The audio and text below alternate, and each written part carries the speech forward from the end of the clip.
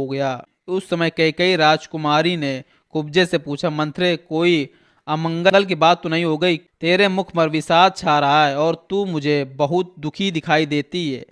मंथरा बातचीत करने में बड़ी कुशल थी। वे कैकेयी के मीठे वचन सुनकर और भी खिन्न हो गई। उसके प्रति अपनी हितैषिता प्रकट करती हुई कुपित हो उठी और कैकेयी के मन में श्री राम के प्रति भेदभाव और विषाद उत्पन्न करती हुई इस प्रकार बोली, देवी तुम्हारे सौभाग्य से महान विनाश का कार्य आरंभ हो गया है, जिसका कोई प्रतिकार नहीं है। कल महाराज दशरथ श्री राम को युवराज के पद पर अभिषिक्त कर देंगे।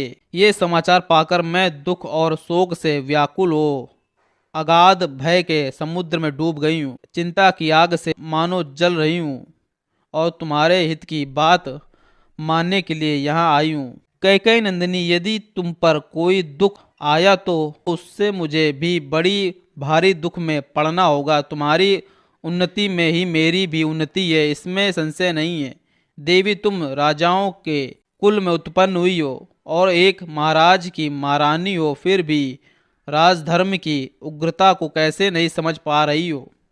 तुम्हारा स्वामी धर्म की बातें तो बहुत करता है, परंतु है बड़ा सठ। मुंह से चिकनी चुपड़ी बातें करता है, परंतु हृदय के बड़ा क्रूर है। तुम समझती हो कि वे सारी बातें शुद्ध भाव से ही कहते हैं, इसीलिए आज उनके द्वारा तुम बेतरह ठगी गई हो।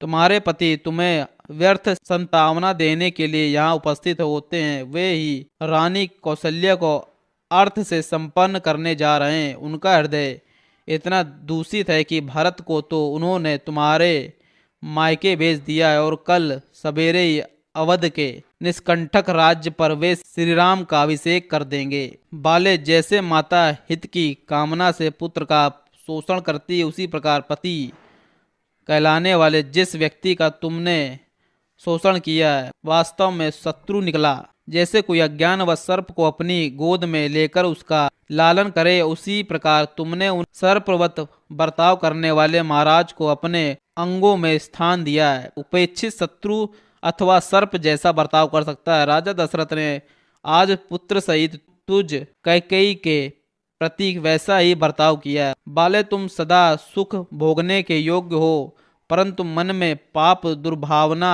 रखकर ऊपर से झूठी संतावना देने वाले महाराज ने अपने राज्य पर श्री राम को स्थापित करने का विचार करके सगे संबंधियों सहित तुमको मानो मौत के मुख में डाल दिया है।